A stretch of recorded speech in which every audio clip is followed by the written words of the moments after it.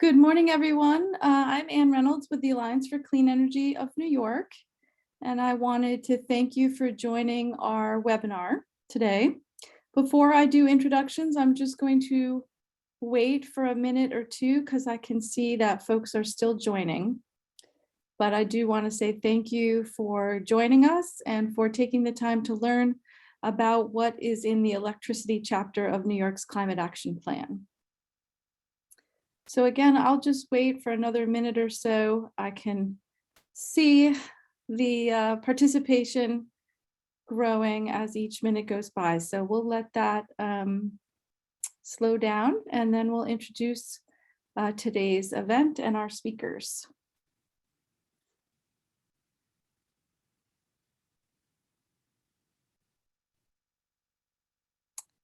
Normally at this time, ACE is having our bi-weekly members call. So this is a little bit of a departure for us, but I expect there will be quite a few ACE members on the webinar today, because I know you're free, because otherwise you'd be on the member meeting. Great, okay. Okay, so again, good morning to everyone, and thank you so much for joining. This is actually the first in our seminar series for 2022, something that we started during COVID when everyone was at home. And we had such good participation and feedback that we decided to continue it, even though, fingers crossed, the world can stay open and get back to normal. The topic for today is the electricity chapter of New York's draft climate action plan. And so before I introduce our four panelists, I was just going to provide a little contextual information. I know that many of you are working not just in New York, but working in the renewable energy industry all across the country. It's hard to keep this all straight. So here's a little brief history lesson of how we got here. So in 2019, New York's legislature passed a nation-leading climate act, the Climate Leadership and Community Protection Act. And since the day it was enacted, or at least the day in July when it was signed by the governor, the team at New York State has been working diligently to implement the law. And one of the major tenets of this law is to develop a draft scoping plan, a comprehensive climate action plan, so that New York can achieve the requirements of that law. Since the appointments were completed, the Climate Action Council has been meeting monthly. I was honored to be added to that list, having been nominated by the Senate. But there also is an extensive state team supporting the Climate Action Council and an army of consultants supporting the state team to develop all the analysis and modeling that went into developing the draft scoping plan. Plus, there were many technical advisory panels on a whole range of topics, like the electricity technical advisory panel, but there was also one for waste, for agriculture, for buildings, for transportation, etc. The draft scoping plan is available for you to look at online. I'm sure we'll have some links to that in the chat as this event goes forward. It has 23 chapters, but today we're going to talk about just one of them, the electricity chapter. Why now is one question. Obviously, we're doing this because the draft scoping plan is now completed as a draft and available to the public, but also because this week the 10 hearings start going on across the state, and we're really hoping to encourage all 138 of you who are currently listening to also submit written comments on the plan, make your voice heard, go to the hearings. The first one is tonight at 4, I should say this afternoon, tomorrow in Brookhaven on Long Island, and then there will be 8 more hearings in the coming weeks across the state, including 2 that are virtual. So we want ACE members and friends to know what's in this plan, to weigh in on it and voice your support or your concern if there's things that you're concerned about. So please do that and let us know, reach out to anyone on the ACE team if you want to know how to submit written comments or how to appear and testify at the hearings, which I think you can only do for 2 minutes. So it shouldn't be too intimidating. There is a time limit for speaking at the hearings. So I want to welcome our 4 speakers that are going to teach us about the electricity chapter of the draft scoping plan. And we really have, in my view, the 4 perfect people to talk about this with you today. We have John Williams, who is the Vice President for Policy and Regulatory Affairs at NYSERDA. I'm sure many of you know John, and he has participated in I don't know how many state energy planning processes over the years from various seats, and is really an expert, I'd say, from the comprehensive view of New York's energy system. And thank you, John, for joining.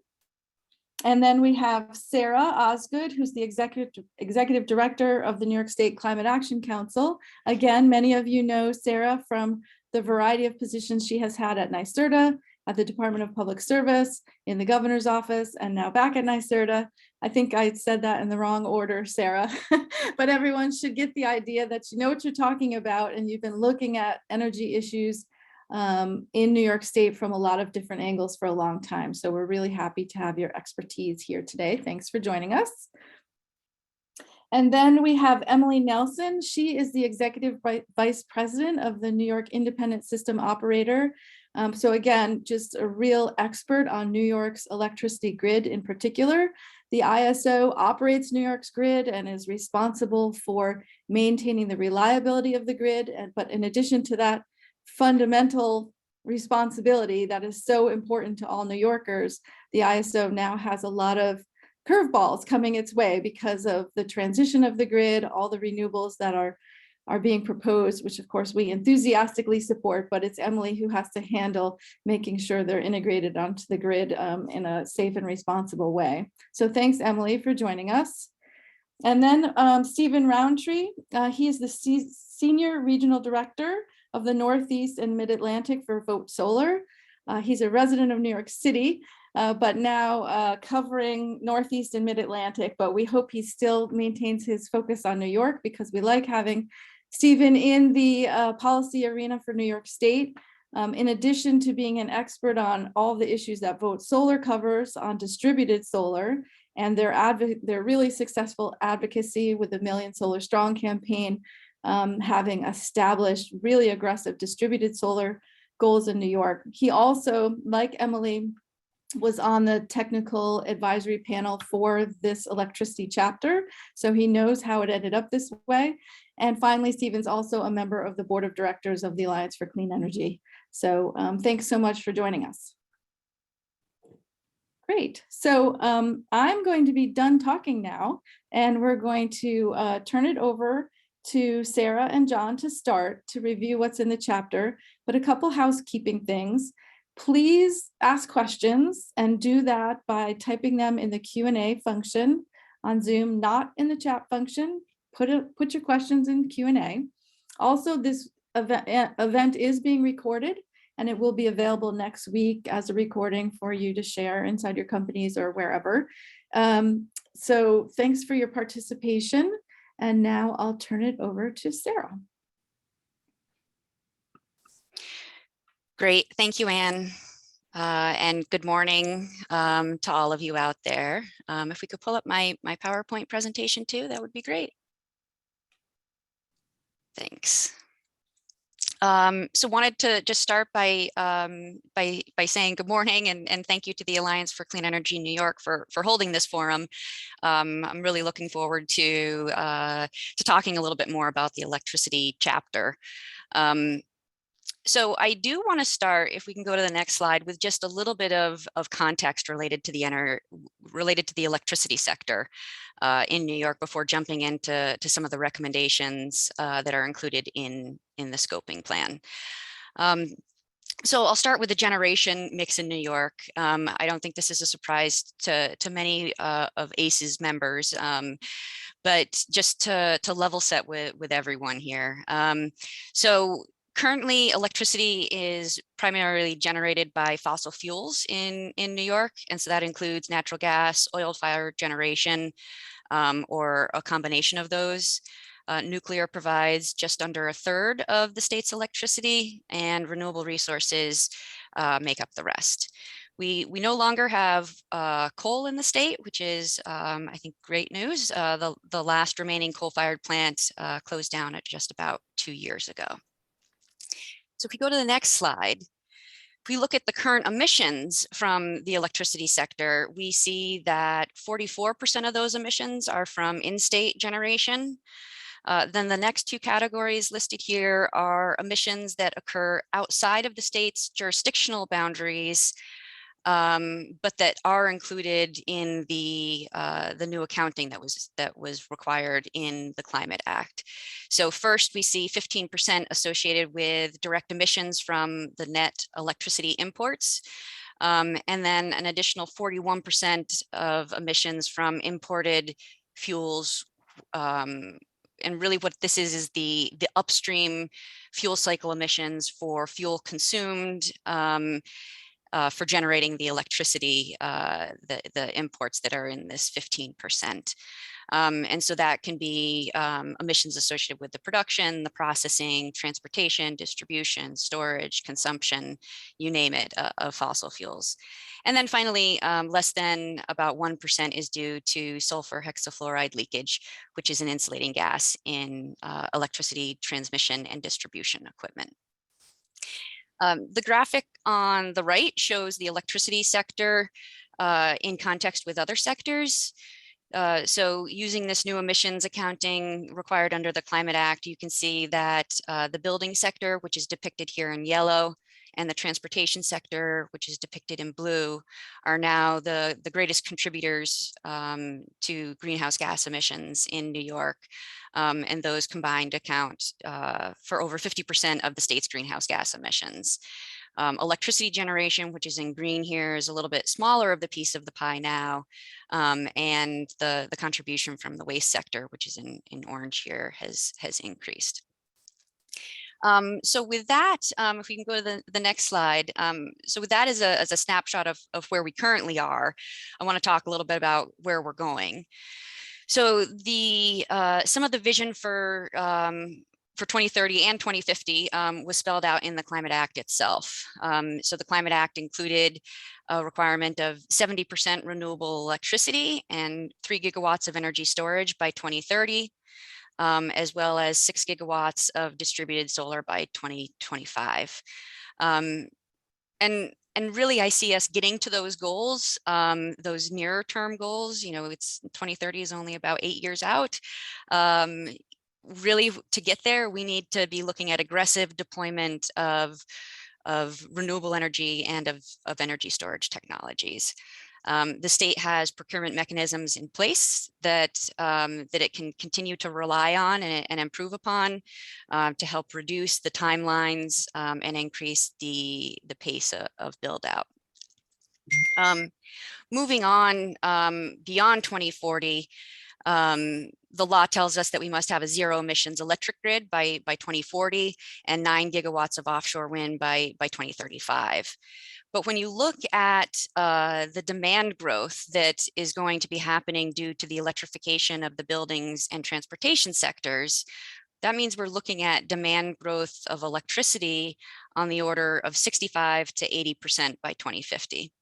And so we really need to be looking at significantly more of those zero emission electricity resources to meet those requirements. And so I think, you know, meeting that while critically maintaining reliability and affordability, that's going to require more than just the continued aggressive deployment of renewables.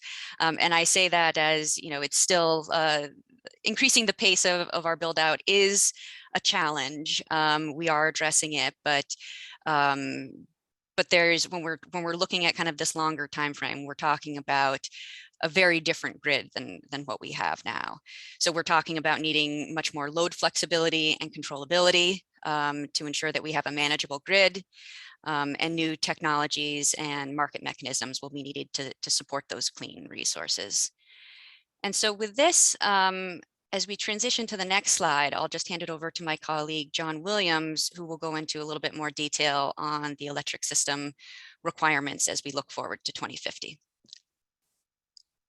Great, thanks, Sarah, and good morning, everybody. Really happy to be with you this morning. And what I'll focus on a little bit today is some of the analysis that was completed to help support, the scenarios that were developed that have been proposed for public comment in the current draft, right? So we, as Sarah just walked through, we had a number of different statutory directions on what some of the kind of transition of our electricity system needs to look like. Certainly when we look at some of those named resource requirements that the Climate Act put into place, that really is kind of just putting us on a projection to the total levels of different renewable resources or other zero emission resources that the Climate Act would require us to have. The analysis also needed to account for, as Sarah had mentioned, kind of that transformation of different energy loads, whether it was coming from heating, whether it was coming from transportation. Currently, those are fuel-based loads, and transitioning them onto an electricity system, which, as we were completing kind of our overall analysis and as we were taking account of the recommendations coming through the various advisory panels through the Climate Council process, those transitions of those loads into the electricity system became necessary in order for us to meet our total emissions reduction requirement, 85% emissions by 2050. So those were kind of the foundational issues that we needed to take account of as we were looking at the analysis to figure out, well, what does that resource mix look like in 2050? And then what do we really need to account for in terms of the variance in load that we were looking at? And actually, that's what this slide is really trying to take account of. We started with our reference case, which you can see the various resource mix. This is based on the current policies as we have them in New York State today. They're also marked by that black dot here in our reference case, hovering just above those resource contributions. That black dot represents load that is needed, or load that would be realized, and which our generation resources need to meet. What we're seeing with that reference case is clearly there is a need for some imports coming into the New York system, even as we account for kind of base continued use of some fossil generation, even as we think about kind of existing policy, right? We think about our offshore wind policy, our solar policy. Those are incorporated into this reference case. When we move to our two scenarios, scenario 2 and 3 shown here, that the draft scoping plan actually projected 3 different scenarios. Here we're looking at one, scenario 2, that is utilizing low carbon fuels to some degree in mostly in other sectors, although there is a little bit of bioenergy that finds its way into this electricity sector. And then if we were to really remove any type of combustion technologies or combustion process from our state's economy, what is the nature of the change that we need to see happening in our electricity system? Really, the variance between these two scenarios is somewhat minimal, primarily because that load does require us to look at virtual full electrification of our building sector. We've got about 80% of our residential and commercial buildings need to be electrified by 2050. An even higher level of that has to happen by scenario 3 if we are going to remove even the modest amounts of remaining combustion in the building sector. We also see virtual complete turnover of our light-duty vehicle transportation fleet to electric fleets, and we also make certain assumptions about heavy-duty vehicles needing to be electrified by the time we get to 2050.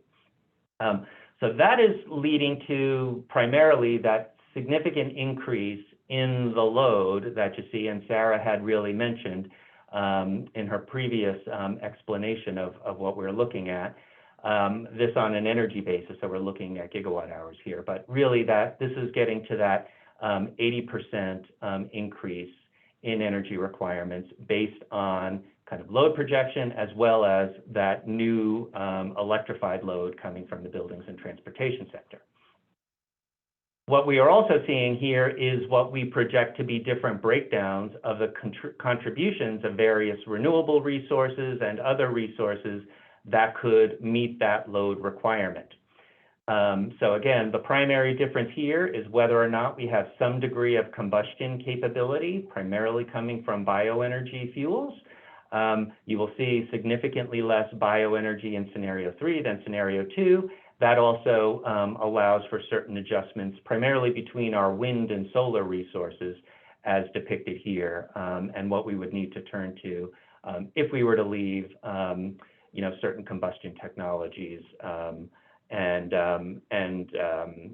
rely primarily more on those renewable resources. What's also built into these projections as well is, the nature of the resource and what type of output can we anticipate from these various resources over time.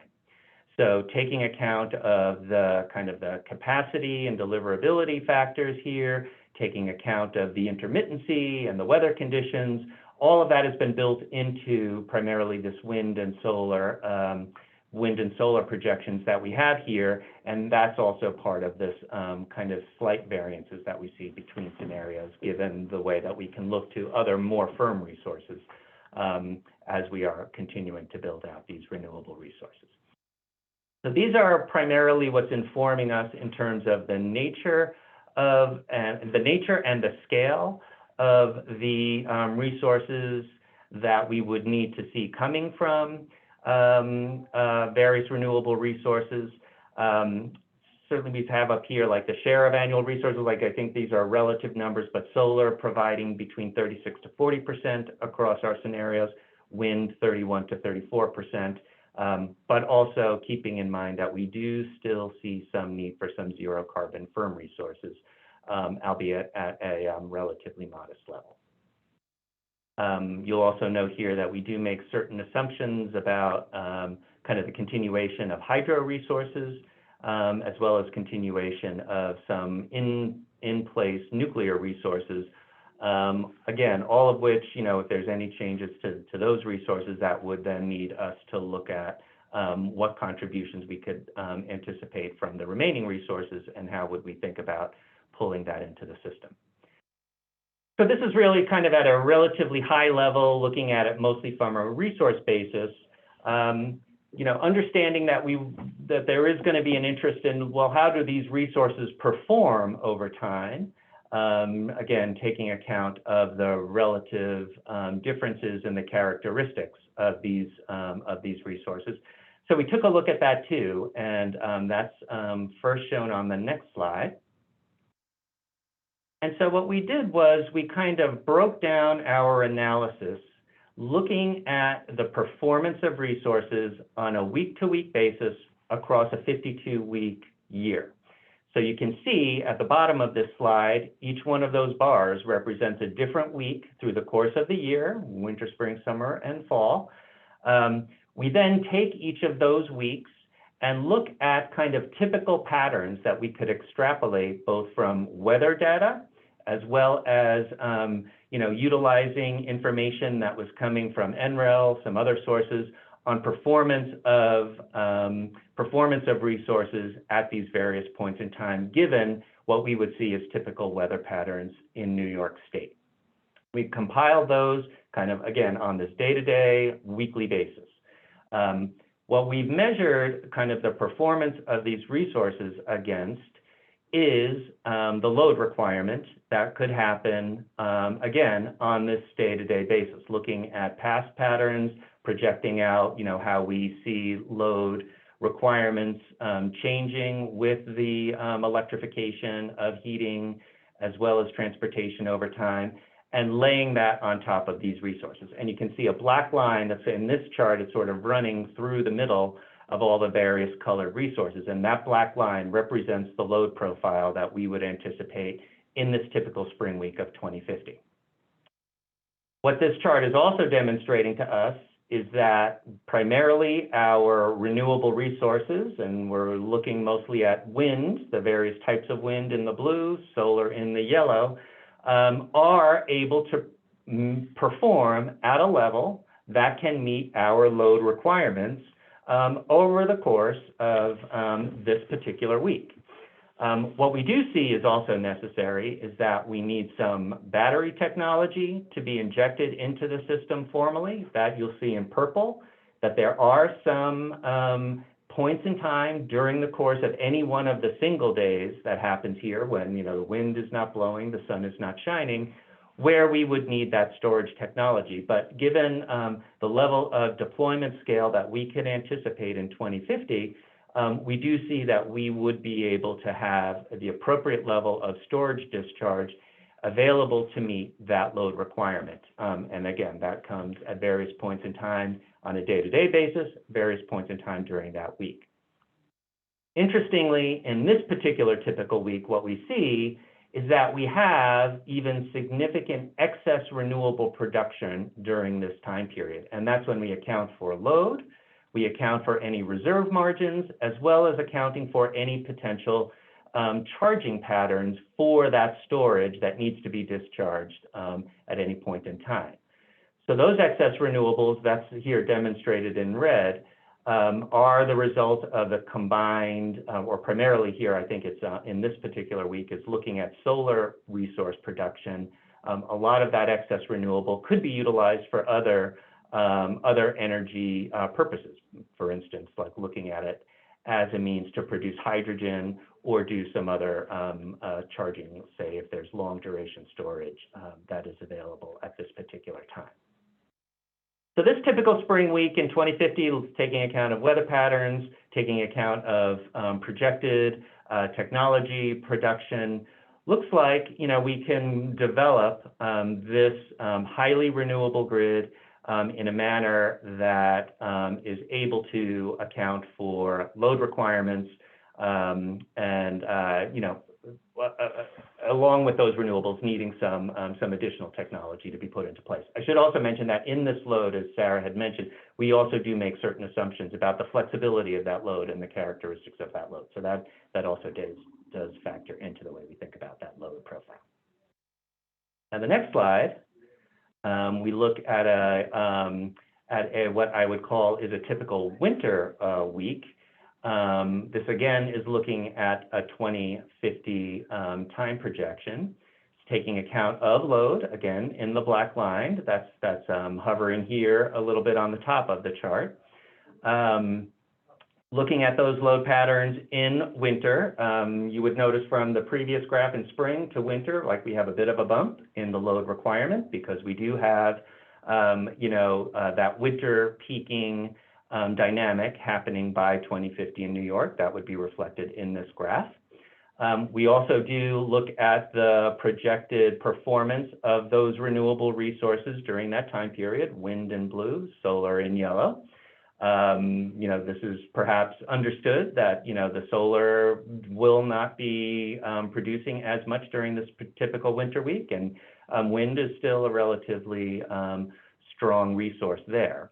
But what this chart is really showing is that in this typical week, even with, you know, certain amounts of storage that can be put into the system, even looking at the renewable contribution patterns, we do see a need for zero carbon firm capacity to be built into our system, particularly as we are looking at that shift to that winter peaking system. And that's really what this chart was demonstrating. This is perhaps the most demonstrative of what that zero carbon capacity need is. If you look at the bottom bars, the arrow is pointing to this particular week. That is showing the highest level of kind of firm capacity when that gray bar floating at the top of that bar. But you can see through primarily really during that winter season, but even in some of those spring and autumn weeks, we do see that zero carbon firm capacity need does come into play at various points in time during the year. And this is going to need to be a resource that we'll need to account for as we think about system planning and the new types of system and resource planning that will come as a result of the transition of our grid over time. Now, that also potentially injects an opportunity space, right? So on the next slide, we did a little bit of thought process on here, working with partners at NREL who are doing other analysis, as well as looking at the literature. And if we do see some changes in the manner of the technologies that can be deployed by 2050, and taking account of the way that we can deploy that in New York, it may very well be that certain technology developments can help us to look to kind of that zero, instead of looking at it as a zero capacity resource, that we might be able to look to our renewable resources or to long duration storage, should those technologies find the appropriate innovation spaces, find the appropriate market development space between now and 2050. So here we can see during that same typical week that we were looking at that demonstrated previously a firm capacity resource need, if we really did see dramatic changes in the way that we can look at offshore wind technologies, the integration of offshore wind into our system, plus significant developments in long duration storage, that those technologies, if deployed in an appropriate way, have the opportunity to potentially meet our resource needs during this very same week. This isn't to say that we would necessarily plan on the development of this technology or the materialization of this technology over time, but really this is intended to demonstrate that so much of the way that we can think about our system over the next 30 years really can be highly dependent on the nature of technology innovation and the nature of technology deployment, and really should be having us think, even in the current phases of our climate planning, how we should be thinking about technology innovation and the way that we integrate the potential for innovation over time, and as we will be continuously looking at our resource plan over time. So those were the nature of the analyses that were completed, looking at the load requirements, looking at our resource capacities, but then also integrating how we think about technology innovation as we think about our planning exercises. So that was all helping to inform the way we think about the electricity sector in our overall scoping plan. And with that, I will turn back to Sarah to get into some more details on what the chapter actually was pointing towards. Thank you, John. So if we go to the next slide, if we move back to, what does the scoping plan say, the draft scoping plan say that we need to do to kind of bridge from where we are today to where we need to be moving forward. So I think we've, you're kind of hearing a couple themes here that, we need to reduce reliance on fossil fuels for electric generation. And we also need to, modernize the grid to improve deliverability and load flexibility. So the draft scoping plan looks at how to accomplish that by breaking down the recommendations into 3 general themes. And so the first is transforming power generation. And so this is kind of what I was mentioning earlier about aggressively deploying the technologies that we currently have before us today to decarbonize electricity use. And, we'll continue to rely on renewable technologies even more so than we do today. So in many cases, I think we've got fairly strong existing programs that we can enhance and scale from. So then as we're doing that, the second theme is enhancing the grid. So let's incorporate enhancements to the way we deliver electricity, plan for resources, the markets that support those resources, and increase alignment with the state's clean energy goals.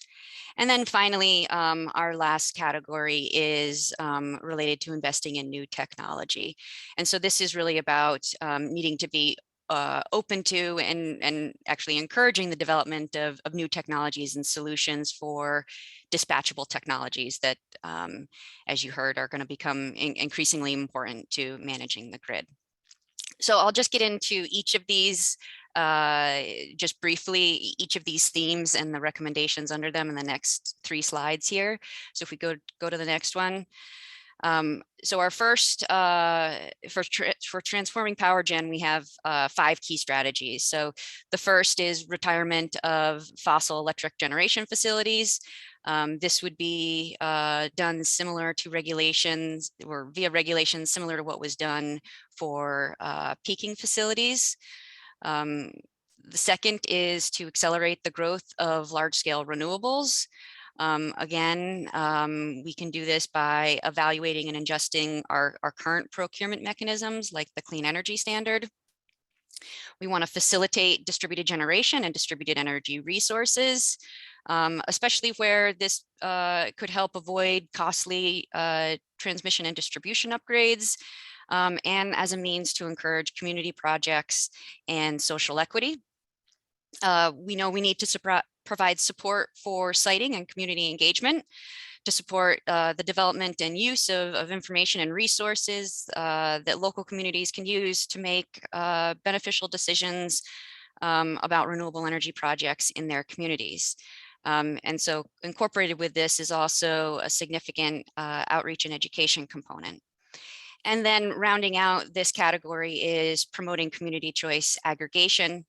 And so we want to complement the regulatory and procurement processes with an approach for communities, and to have some proactive planning there.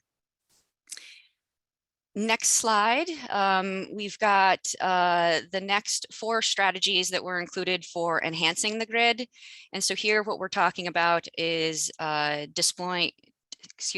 deploying storage technologies. We're also, needing to look at the advancement of long duration storage technologies as we move towards 2040 and beyond. We need to be investing in transmission and distribution infrastructure. This will help ensure that the grid can accommodate and keep pace with our electrification efforts in other sectors. We need to continue to improve reliability planning in markets, potentially looking more holistically at planning between systems, and not just looking at, say the gas system or the electricity system, but really looking at how they tie together. And then to advance demand side solutions. And here we're really speaking about responsive demand and the need for it to be modeled and appropriately incorporated into systems planning. And then finally, the last category here is investing in new technologies. And here, it speaks for itself to some extent. I'd say there's a strong focus on long duration storage. Advanced fuels and nuclear generation are also included in this. Explaining the need for continued operations to be examined more fully in the future.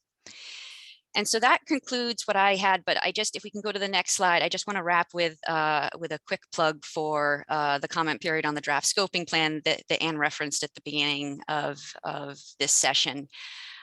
We are kicking off the public hearings today, this afternoon in the Bronx. You can see the schedule of the other hearings on this page. So that's if you want to submit testimony orally. You're also welcome to submit written comment through a form on the Climate Act website, by email to scopingplan@nyserda.ny.gov, or by mailing to NYSERDA offices with attention to the draft scoping plan. The comment period is open through June 10th, and I would encourage anybody interested to look for more information on the Climate Act website at climate.ny.gov. Thanks. All righty, thank you guys so much for all of that information.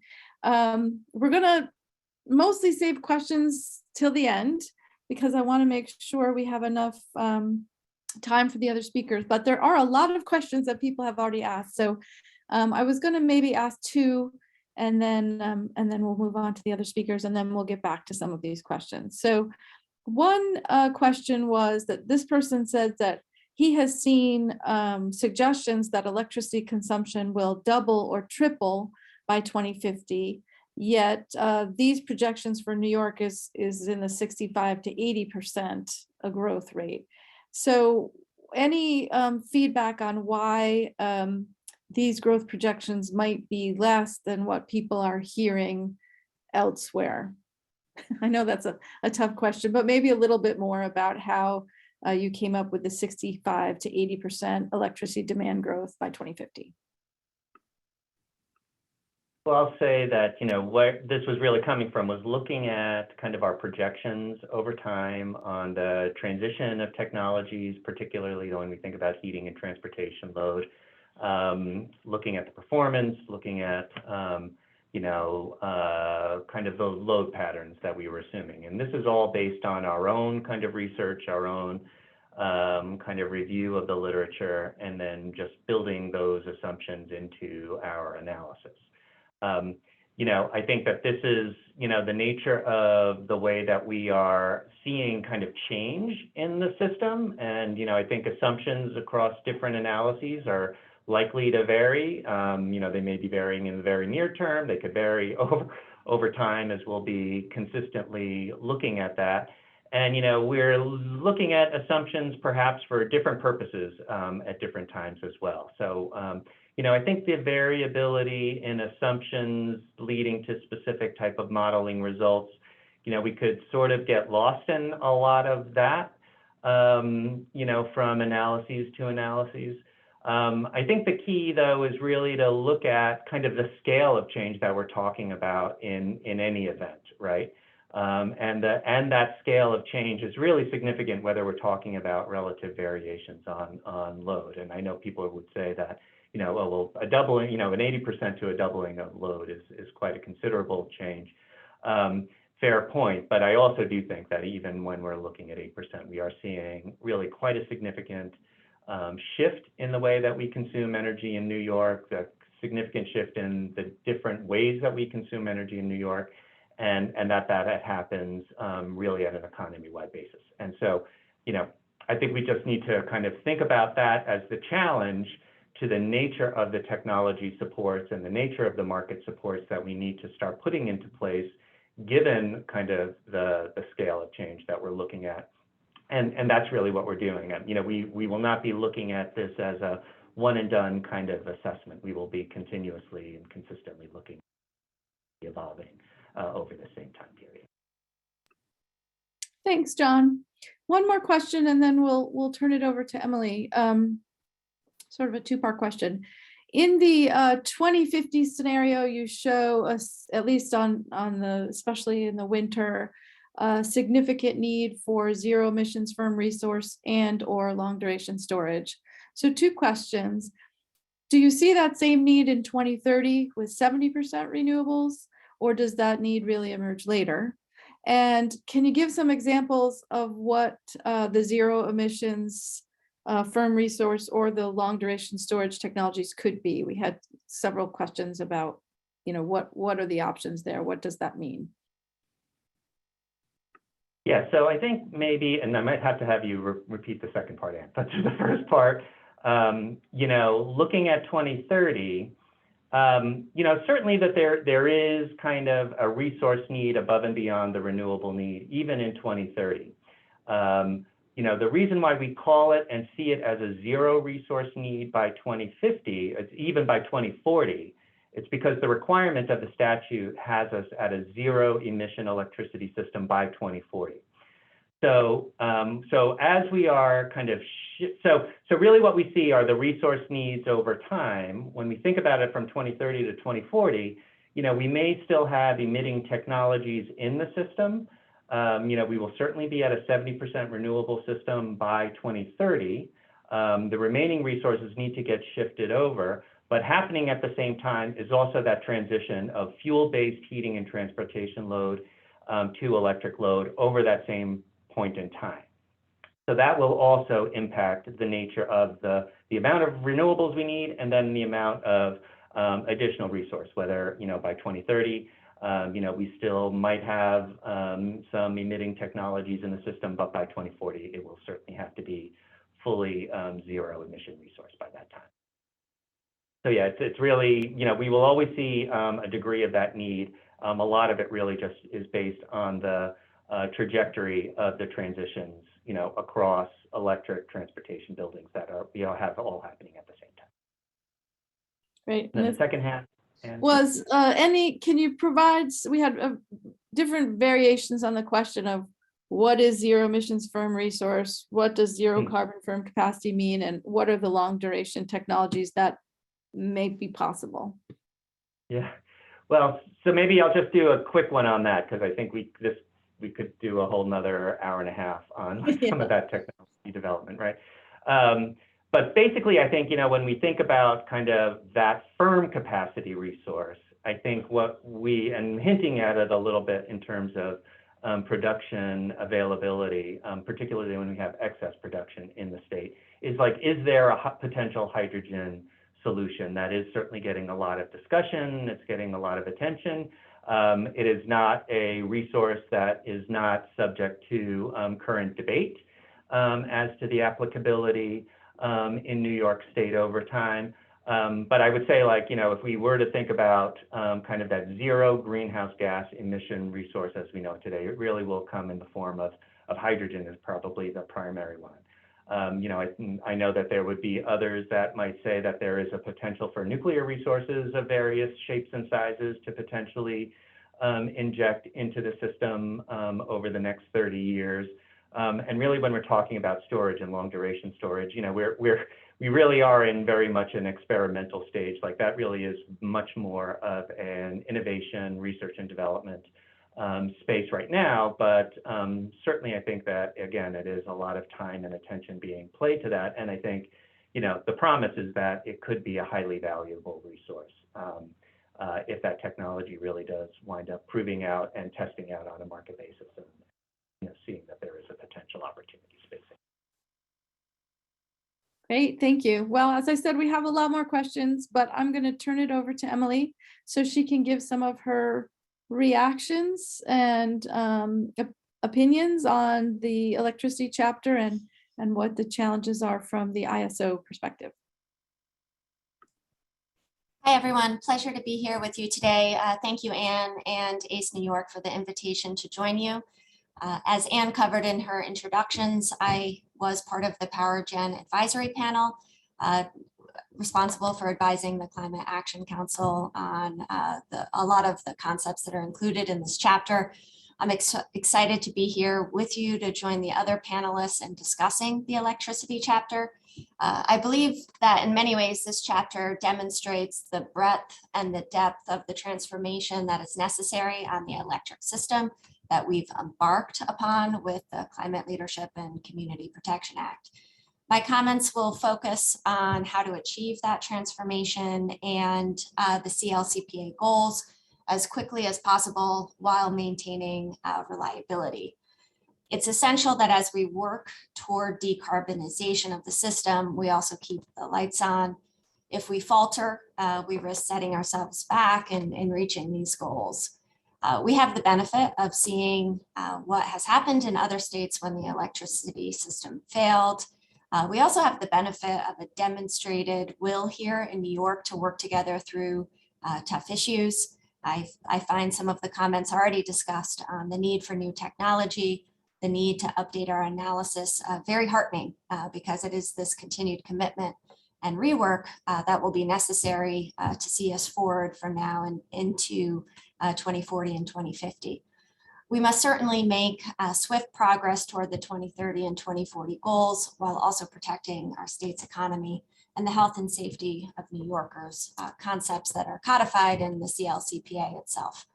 Working together, of course, we can do this, and thanks again for the invitation to be here today with all of you. There are a lot of details included in this plan, and both John and Sarah covered them very effectively. So I have structured my comments around a few central concepts that I think are useful.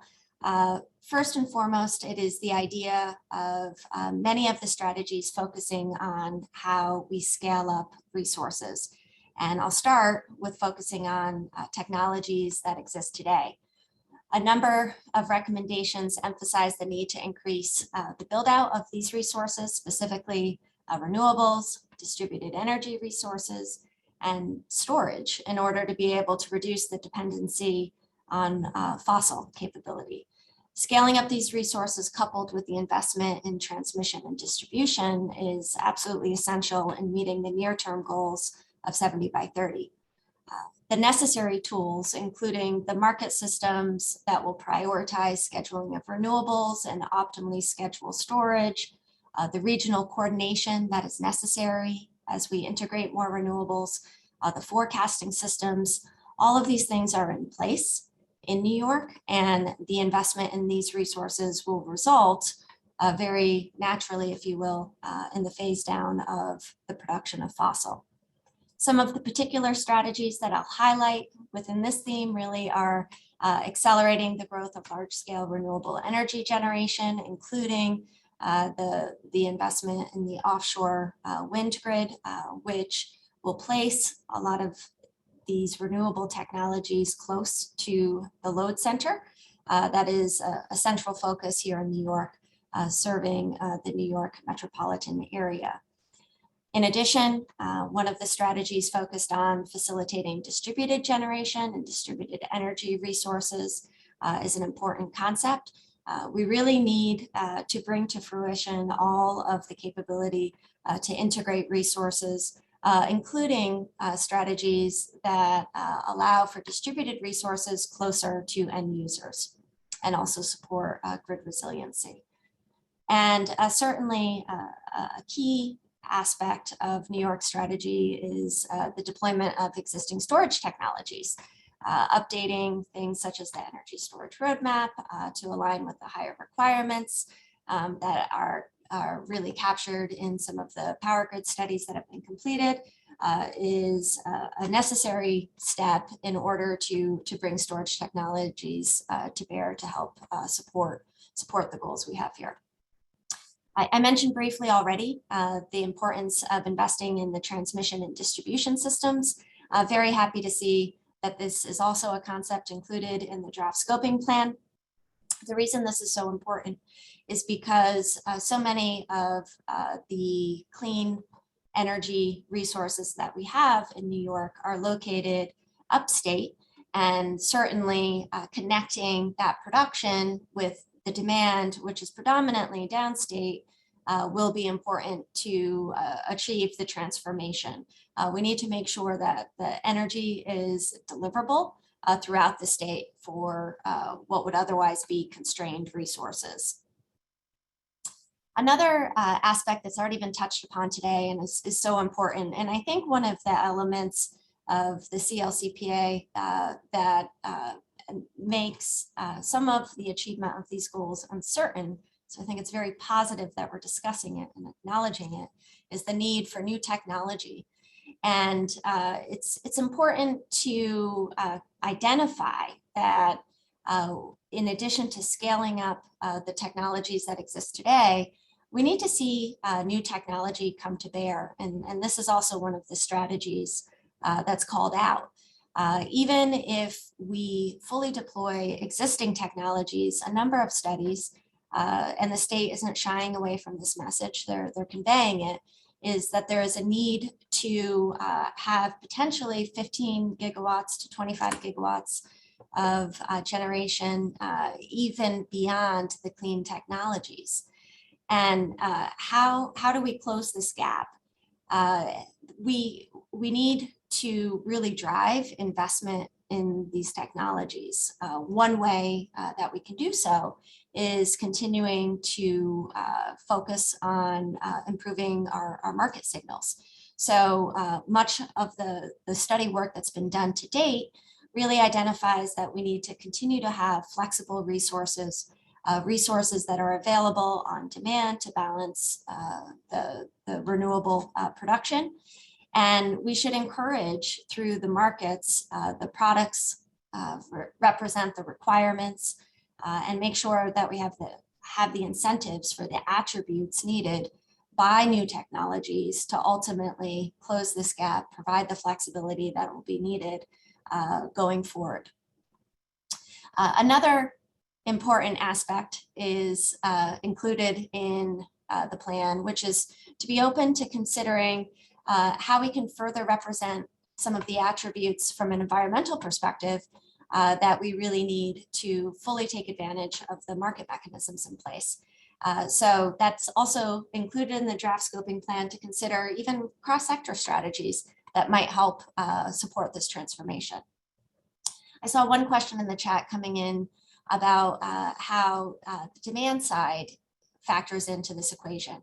And that's also something that's captured within the draft scoping plan, that when you consider having a system that's transforming from a summer peaking system to a winter peaking system, greater demand coming from the other sectors with more electrified heating and also vehicles, that we really do need to consider how demand management can be part of the solution here to reduce the strains on the system. And certainly that's another area where markets can come in with a powerful signal to encourage response on the demand side. And last but not least, I wanted to hit upon reliability. I'm sure this won't surprise anyone with the mission of the NYISO. The draft plan highlights the importance of electric system reliability, including the relationship between reliability and public health and the need for an orderly transition toward our decarbonized future. In particular, reliability is highlighted in two strategies: the retirement of fossil fuel fired facilities and improving reliability in planning and markets. I already provided some comments on the market side, but going a little bit deeper into reliability, with respect to retiring fossil fuel fired facilities, that's a lot of alliteration there. From my perspective, this recommendation is one of the more important, and quite frankly, it was one of the more controversial areas considered by the Power Gen Advisory Panel. And that controversy, I think, came in part due to the concept of a gas moratorium. This issue requires our collective and our close attention. In the draft plan, I was pleased to see that a process is envisioned that establishes emissions reductions through regulations, and it's informed by reliability analysis and includes coordination with reliability assessments with state agencies and key stakeholders, such as the NYISO, really to allow for that responsible transition. And picking up the words again and applying them here of what John described, allowing refreshed analysis to inform what adjustments are needed as we work to achieve the goals that are codified in the CLCPA. Another strategy that's called out that I think is central to this concept of reliable transition, of course, is improving reliability planning. And I also saw some questions come in and on how we consider climate change and more extreme weather scenarios. And I think this too speaks to the iterative nature of achieving the CLCPA objectives. Specifically, this particular recommendation calls out that every 2 years, there will be an assessment of bulk power system reliability in consultation with the New York ISO and the New York State Reliability Council to ascertain if any program adjustments are needed and to ensure reliability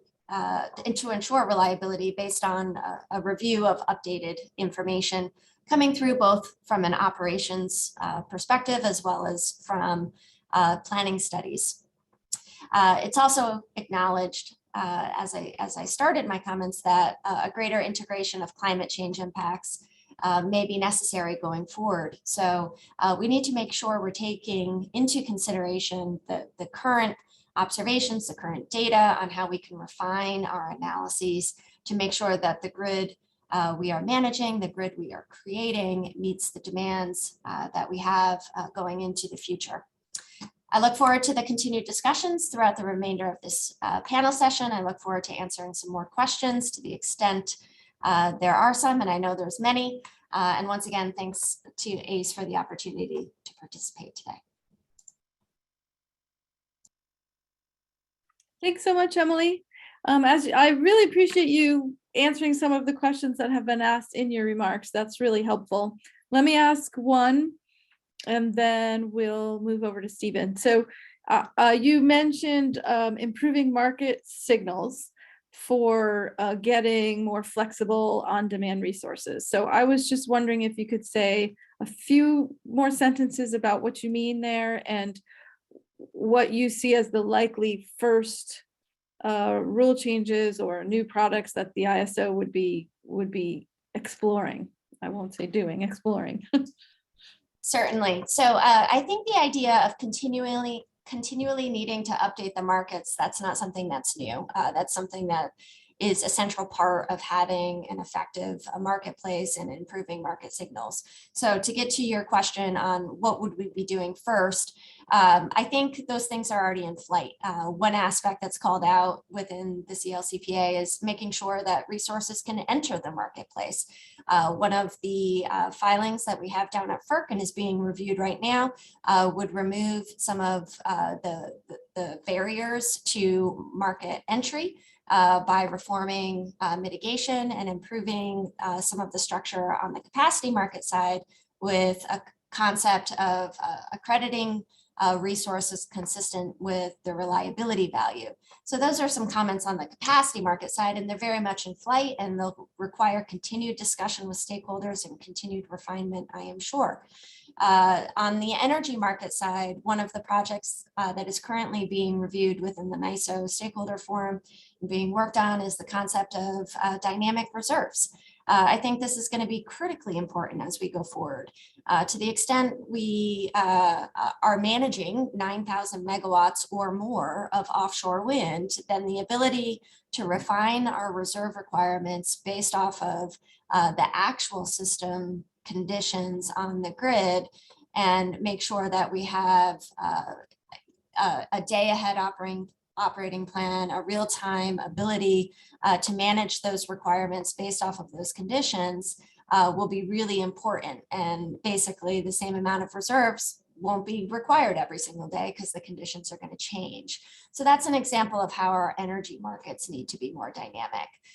Certainly, another key development that's underway at the New York ISO and quite frankly, all of the ISOs, also with an eye of including more resources within the marketplace is our distributed energy resources project effort to allow greater participation of DERs. So there's many things in flight. There'll be more things next year, and we just need to keep up this evolution of the markets, if you will, as we see the attributes that are needed on the grid, the types of technologies that are coming in, really change and increase through the years. No shortage of things to work on. No, lots of fun we can all have as we work toward this vision. Thank you so much for your feedback on the plan and your remarks, and I'm going to turn it over now to Stephen. Great. Hello, everyone. Good morning, and thank you all for joining us. Thanks to ACE New York and the team, as well as my colleagues and NYSERDA staff for all the incredible work you do. As Anne mentioned earlier, I'm Stephan Roundtree. I'm the Senior Regional Director for the Northeast and Mid-Atlantic with Vote Solar. We're an advocacy organization who's been working on solar-related efforts, and I was also part of the Power Generation Advisory Panel, serving with Emilie, and so great to be joining her as well. So I'm really excited for this opportunity to sort of give my take on the scoping plan, electricity sector, how it went, offer sort of a meta-analysis and a little bit of my sort of takes on how it went, and look a little bit too at some of the extrinsic issues and sort of how the plan is placed within the political sphere that's continuing to develop in New York.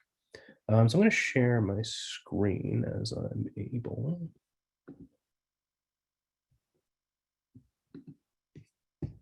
Great, easy peasy. Let's start the slideshow.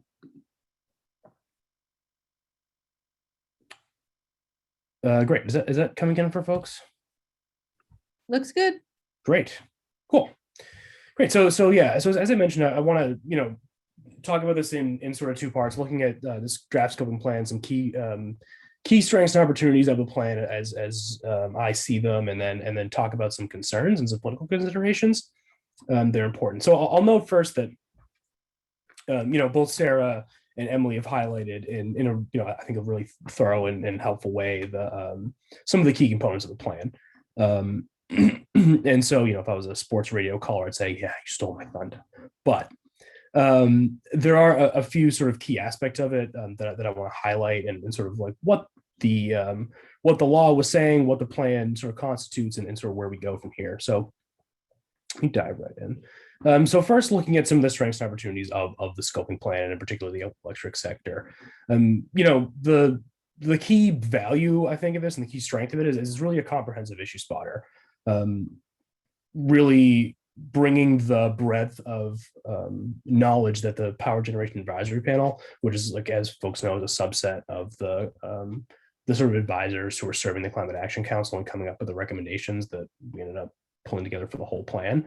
But taking a sort of like broad-based look at what policies exist currently, what can be improved, what can be renewed, and how to get to the final outcomes that John was speaking about. So, I think it has a lot of value as a document that can show what the issues are across the breadth of concerns from the plan. And I did want to double click on the issue of known solutions and novel tech. I mean, I think this was definitely a concern that the panel dug deep on. And for me, I'm a solar advocate, but my sort of heart is still as an environmental justice advocate, and that's been sort of my background. And I think thinking through partner groups and what they're telling us about, like, what some of the pitfalls are around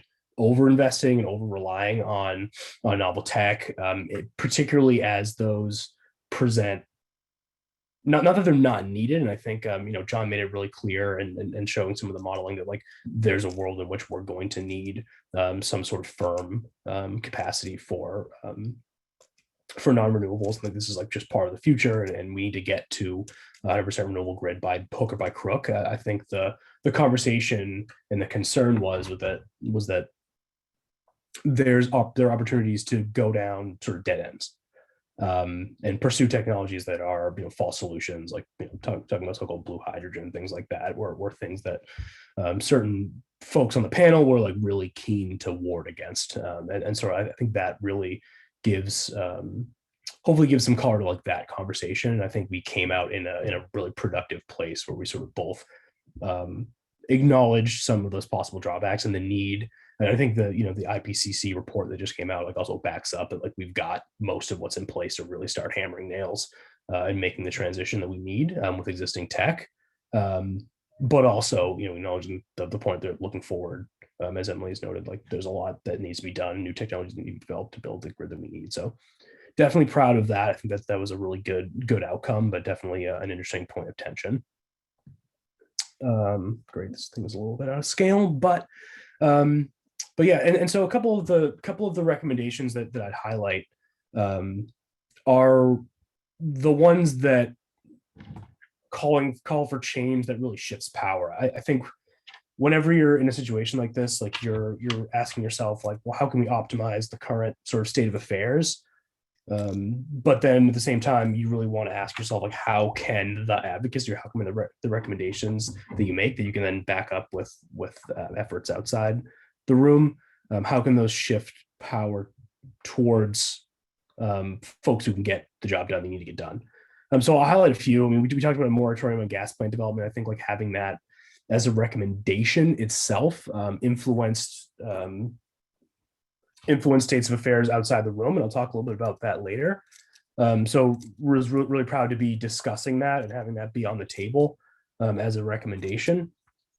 Another one that I will highlight is establishing EAMs, or earnings adjustment metrics, for utility rate making around climate and justice outcomes. So, New York has a history of doing this. I mean, there was an earnings adjustment metric established. There are some for energy efficiency, for utilities, and all, as well as interconnection times for DERs. And there was something that sort of was on the books but petered out. But there's a lot. I think there's a lot of value there in opening this back up, revisiting how the utilities can become a greater ally in this. I mean, if we talk about traditional ways that utilities make money, it's in a lot of ways at odds with integration of DERs and grid upgrades that are sort of suitable for renewable energy writ large. So I'm excited to get a process going whereby these we can look at how utilities are making money traditionally and how they can get their earning streams realigned with the outcomes that the CLCPA envisioned. So that's that. And then also just developing cost sharing mechanisms for capacity, for hosting capacity upgrades. I think this is something that is important to the DER side. Thinking about some of the challenges, just talking to developers about the sort of lack of availability of some of the hosting capacity in regions of the state, and really just trying to think through ways to do that. I defer to folks who truly have more expertise in this. Emilie, I'm as always, just really glad you're on the case with a lot of this work. But really thinking about ways to create a fair and productive way to get the renewables, on the grid where they're able to be placed without creating bottlenecks, cost burdens on interconnectors, and also just having the system, the sort of staff capacity for folks to do the work. So those are a few that I would highlight that really are changing some of the power structures that sort of currently exist. Move on. Next slide. Cool. I also want to highlight, and it was sort of mentioned before, but looking at some of the straightforward recommendations for improving distributed solar deployment, and that's both on the capacity and sort of markets world, as well as for low and moderate income folks and disadvantaged community members. So, the plan focuses on, improving the tariff, right? We have the value distributed energy resources. That's part of the conversation. Obviously, I want to get a little bit later to the roadmap and how that sort of plays with this. Low to moderate income incentives, like I said, hosting capacity interconnection, improvements in cost sharing. So obviously for me, distributed solar is really important. We see it as like a really, even still in 2022, like an underrated part of our energy future, for both the sort of grid benefits it provides, as well as the opportunity to directly support disadvantaged communities, and provide things like energy democracy, local resilience, local control over energy resources. So I'll get to that in a moment. Concerns. So really excited about the plan in general, but definitely want to talk through a couple of issues and concerns that myself and others sort of on the team have voiced, and I think are in particular just outside of the room concerns with the plan. So I'll go there. The main concern with getting this thing done and thinking through, again, like I'm having this conversation with you all with the IPCC's report coming out yesterday that is really saying it's now or never. And so with that in mind, we think about accountability. I think doing a word search of this, the language of the report is should. So, I think we need to keep that in the front of our minds about, getting it done. When the report continues to be like recommendations, like we're still shouldn't be content that that's what's going to happen. When you consider opponents, and I know that there's a separation between recommendations and decision-making power on this. Ultimately, what the law prescribes that regulations pursuant to the scoping plans due at the end of the year, but regulations pursuant to the scoping plan are due at the end of 2023. So there's a whole another year of having a lot going on in the regulatory sphere that folks are going to have to keep their eye on. And then with that in mind, there's really the same suite of opponents or structural disadvantages and existing regulations and laws that exist in those regulatory proceedings that are going to potentially hold that change up. And so I think like having best practices, having all the best ideas is really important, but it does not mean that this thing is over and that what we've recommended will come true. The fight, I think really is going to continue. I also just wanted to highlight legislative inaction. I've been working in Massachusetts a lot in my work on their next climate law. They passed a road mapping law just in early 2021 and are already back at passing another climate omnibus. And I think it stands in contrast to New York, where after CLCPA passed, I think like they've been content to wait back on this process, which I think to some degree I understand and agree with. But in some ways, I think it presents a real challenge on loosening up some of the collateral issues and structural things holding us back. So I think the creation of ORAs exemplifies the need to legislate. I think like looking at the Article 10 process and the challenges that have been sort of built up around trying to prevent fossil fuel resources from being sited and how that was interfering with renewables. The Office of Renewable Energy Siting is like just a great example of like, let's get an office staff, let's make a process to get this done. And we're excited that ORAs will continue to be staffed and be productive. There are also efforts underway to get key components of the scoping plan or key components of what advocates are bringing to the scoping plan into law. So there's a gas heating ban right now that's on the cusp of following the budget. Maybe I missed the tweet, but it could be happening any moment. And a bill banning new gas construction is on the books there somewhere. And it's been sort of, the governor said something, the Senate is in favor, the Assembly maybe not so much.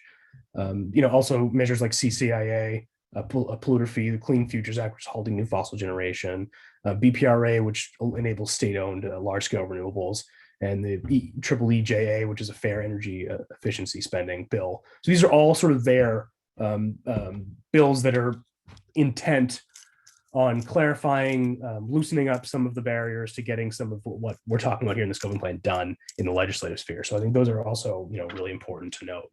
Planning is underway here, but it's truly a 3-year planning phase when we have no time to lose. And so, I think this is something, an interesting, aspect where this plan is working sort of on parallel timelines with a lot else. And again, I contrast with Massachusetts, who's going right back to the well with comprehensive legislation after passing a climate law. Great. So, and we're want to get down to the end of it, but yeah, and also I think it's really interesting to note interim agency action.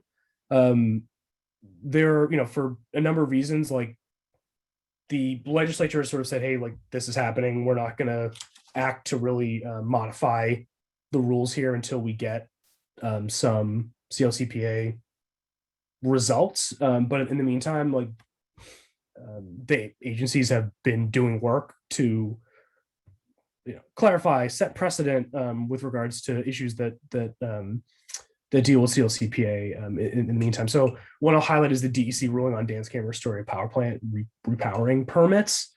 Those I believe are still active, but were initially denied on the grounds, on CLCPA grounds, which is good. That I think is a good thing. Having DC taking a look at what CLCPA is saying with regards to decarbonization and taking a stand there. There's also the issue of treatment of permit renewals as not subject to CLCPA. That's a decision that was taken in line that is going to have, I think, serious ramifications with how we're able to move this thing forward. I also wanted to highlight the 10 gigawatt solar roadmap. There's the spending plan that NYSERDA just put out for achieving an additional 4 gigawatts of distributed solar, which is an awesome goal and really is part of putting New York in the driver's seat for distributed solar nationwide. So there's a lot we like about it. Obviously, like that was necessitated by there being a need and being like a gap in resources for developers to get this stuff done. And so it had to happen when it had to happen, and folks were tapping their feet for it. But also note that the methodology that went into the 10 gigawatt roadmap was different from what was recommended and was already on, in the power generation advisory panel recommendations for the in the recommendations, right? So it was just sort of interesting where like this thing is not a real document, has no strength yet because it's just a recommendation document, but it definitely said something that was that differed significantly from what was there. So what have I done? So I thought that was sort of a fascinating thing. I know we're coming up to the end here. But the last piece I want to highlight before we get to more questions, I'm going to just say quickly, is think about benefits in dollars versus benefits, dollars equal benefit. The CLCPA, besides being a climate change bill, was also a social equity piece of legislation. And one of the key components was delivering benefits to disadvantaged community members. The bill was originally negotiated, was calling for 40% of all dollars benefit disadvantaged communities. CLCP, the final version, was saying at least 35% with a goal of 40% of benefits of state investment going to disadvantaged community members. The Climate Justice Working Group sort of in the interim has also sort of said dollars sort of work as a proxy for benefits. But it's sort of an ongoing concern, right? I think within the different sectors, like how dollars translate to benefits and what's sort of fair, I think is continues to be unanswered and lives in the realm of things that advocates are still fighting for. So just want to highlight a few of those things. I mean, as others have said, like the next steps now are like get your voice heard. There are meetings happening all over the state, also on remote, and getting sort of getting comments is going to be really important. Also, if you're not sure what you want to say, talk to a local EJ or community group about what they want to say and help them out. That would be my advice for you all. So I'll leave it there and happy to take any questions for the broader group as we open it up. Thanks so much, Stephen. Really appreciate all that. I'm struck by how you grounded the recommendations in the world, that it is still a plan. And we have to get that plan to implementation. So as we go to questions, if we can put all the panelists on screen here, if you guys could all turn on your cameras. And we just have a few minutes left for questions. There you go. Okay. Thanks so much. So most of the questions we have, I would say, are about getting to 100% emissions free by 2040. Questions about the modeling, questions about the growth in demand, a lot of different questions. So before we switch to those, I'm going to ask one question about 2030, because it's almost as if we're assuming we're going to make the goals for 2030, which are 70% renewables. And then we have new and improved goals that have been announced by the state of New York since then, which is 10 gigawatts of distributed solar and 6 gigawatts of storage. So my question to the four of you is, what do you think is the biggest challenge to making it to the 2030 goals, to getting 70% renewables by 2030? What are the biggest challenges there? And one of you wants to raise your hand if you want to go first, or I'll just pick Emilie. How's that? Sure, I'll offer a couple of comments. I think that there certainly is risk of achieving the 70 by 30 goal. I think that the focus on scaling up the resources, the programs, all of that is in the right direction. And part of what we need to make happen is going through all of the processes that are necessary to realize the equipment in the ground to produce that energy. So going through really challenging issues like interconnection and studying the resources, bringing them to bear is an important aspect of what we need to accomplish.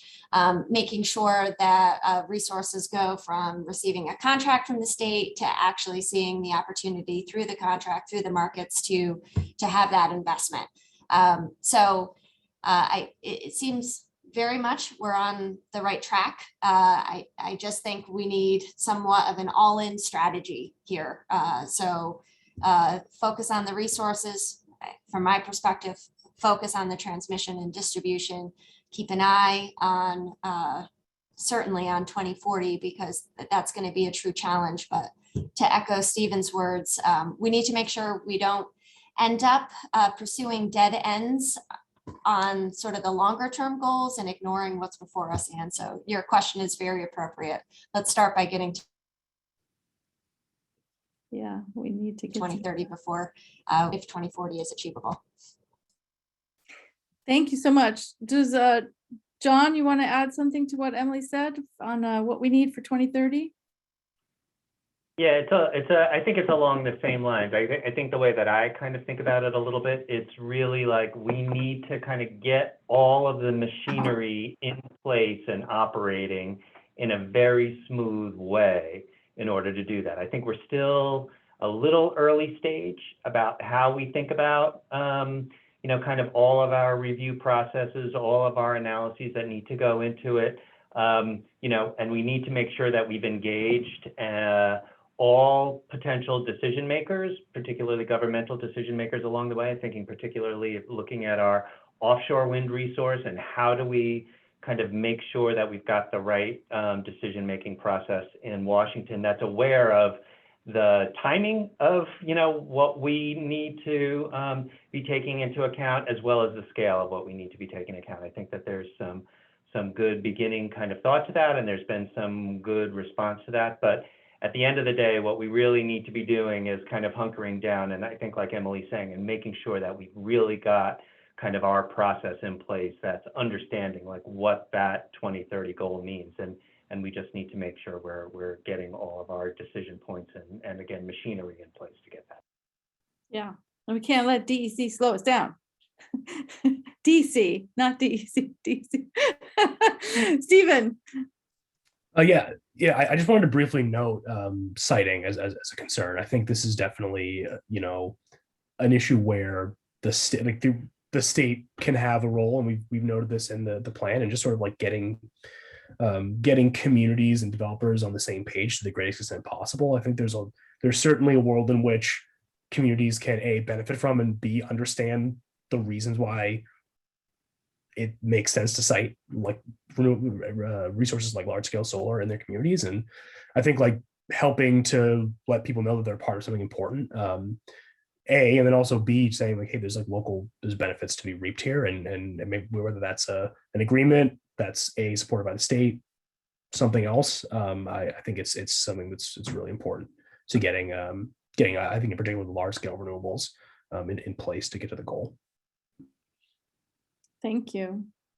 So more questions than we can get to, and we're rapidly approaching the end of our time together. I'm going to try one on storage, and let's see if we can give some short answers. There's several questions about storage. One is encompasses several of them. The plan calls for installation of a large amount of storage. Who would do the installation, the state or the utilities? Will there be financial incentives? In either case, does this depend on future action by the legislature?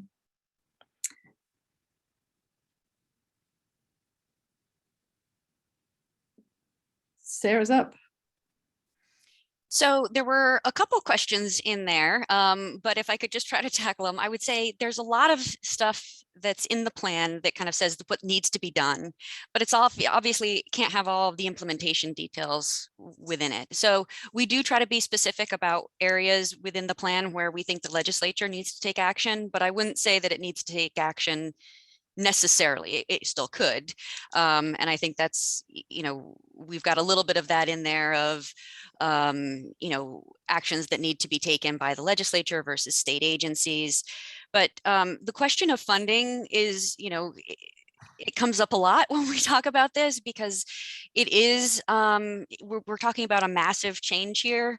And we really need to we can't just continue doing the same things that we have been doing, or scaling them up a little bit and thinking that we're going to hit our goals. We really need to do some, like a massive change in how we're approaching some of these things.